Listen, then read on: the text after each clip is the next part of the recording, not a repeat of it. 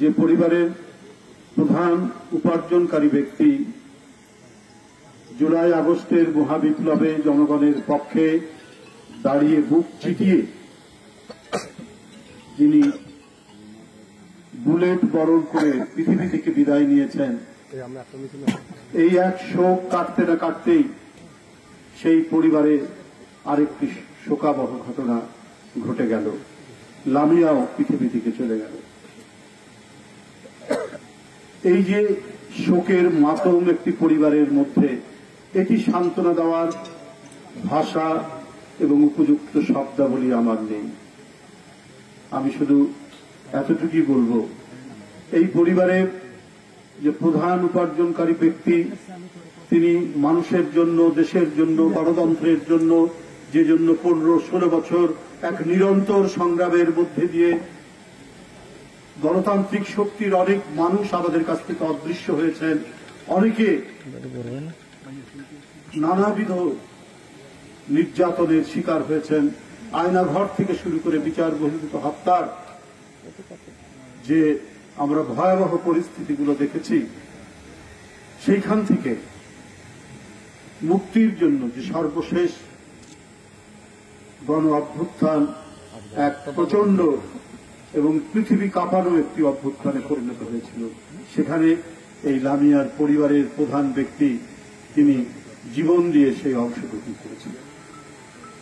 তার সেই যে অবদান, এই অবদান একটি গ্রামের একজন ব্যক্তির একটি ছোট্ট অবদান নয়, তার অবদানের মধ্যে দিয়ে গোটা জাতি নিষ্কৃতি পেয়েছে এক ভয়ঙ্কর জগদ্দল পাথর থেকে।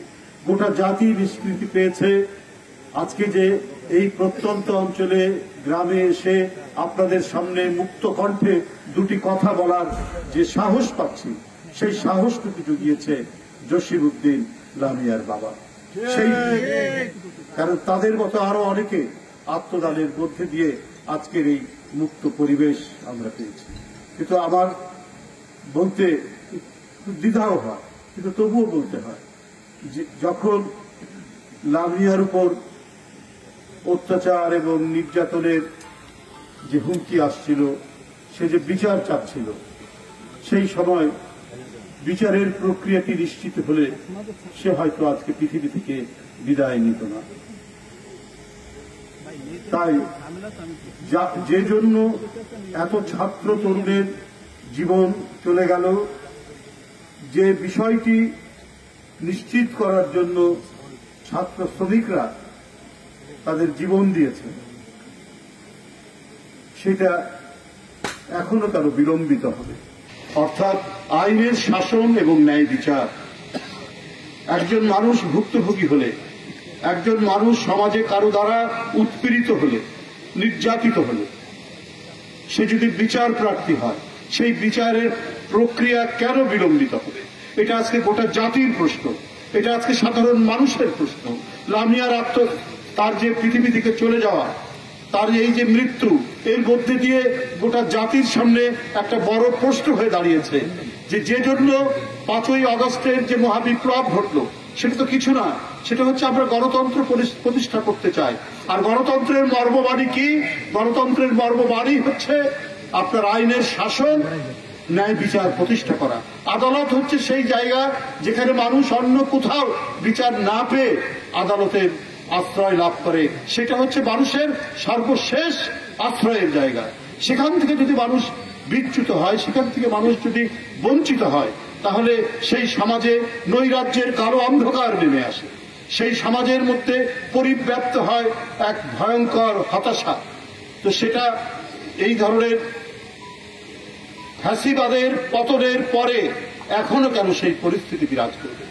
এখনো কেন তৃণমূল থেকে, গ্রামগঞ্জ থেকে, পাড়া মহল্লা থেকে জাতীয় পর্যায় পর্যন্ত প্রত্যেকটি জায়গায় যদি স্বস্তি নেমে আসে, তাহলে কেন পাড়ায় মহল্লায়, গ্রামে গঞ্জে, আজকে বখাটে, আজকে সমাজ বিরোধীরা তারা আধিপত্য বিস্তার করবে? সেটার দায়িত্ব জনপ্রশাসনের, সেটা দায়িত্ব সমাজের প্রত্যেকটি মানুষের। তাদের যদি আধিপত্য বিচার করে, গণতন্ত্র কোনোদিনই চিরস্থায়ী হবে না।